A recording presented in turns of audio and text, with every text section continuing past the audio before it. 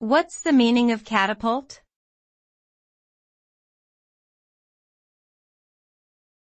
Catapult.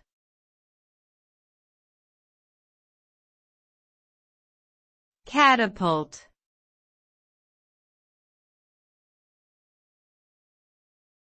Catapult.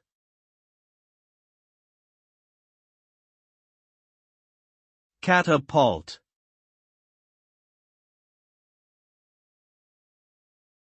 A catapult is a machine used to launch objects through the air using tension, torsion, or gravity.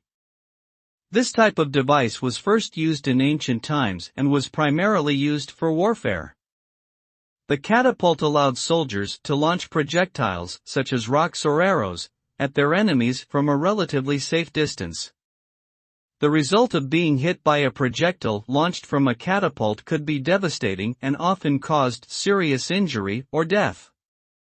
Today, catapults are still used in some niche applications, such as launching aircraft off an aircraft carrier.